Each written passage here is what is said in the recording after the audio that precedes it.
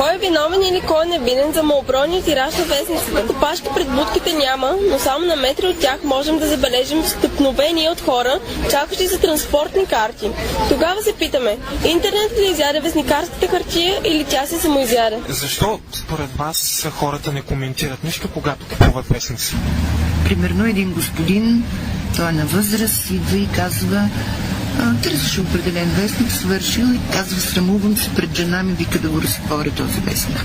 Ами интересна, сега не е толкова интересно, изкупи уикенд, там галерия шоу, плати ги, млад мъж и ги скъса пред мен. Не знам, младо момче беше, скъса ги пред мен, първо помислих да не е... Както и да е, това е пиленцо. Аз много години съм продавал. Аз съм по професия строителен инженер. По-рано беше по-голям интереса към пресата. Сега вече не е така, защото телевизия, радио, новините, интернет. Според вас интернет ли е причината вестници да не се купуват? До някъде да. Въобще не коментират. Взимат си вестника, който си го взимат сутринта, всяка сутрин или на обяд, или какъвто взимат. Един взима вестник Сега, един взима Труд, Телеграф и така, всеки си има свой вестник. Но много крадци има тук наоколо. Тоест хора, които крадат вестници?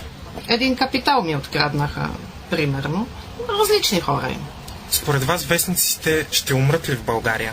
Не, те не са умрели преди 100 години, така че няма и да умрат и сега. Който купува вестник си купува, който гледа телевизия, новините си гледа, така че вестника няма, намалява се продажби, но не на вестници, а на списания, защото са скъпи. Просто има много. Ето вижте колко вестници има. За всеки по нещо. Вестникарите са хора, продаващи надежда за 40 стотинки. Но кой я купува? Според вестникарите хората не коментират актуалните теми с тях. А вие замисляли ли сте си какво последно казахте на продавача на вестници от вашата будка? Кой вестник предпочитате? Моето предпочитане зависи колко струва, дали намерям това, което търся. А какви теми търсите?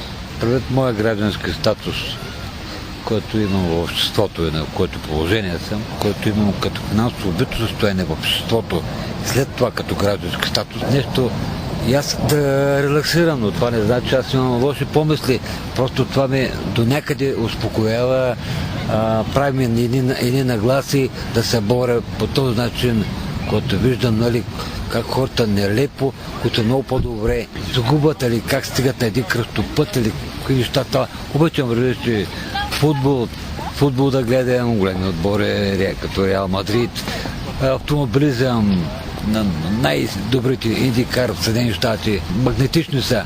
Обаче съм реалист човек, за да гледа тези неща, трябва да е балансиран.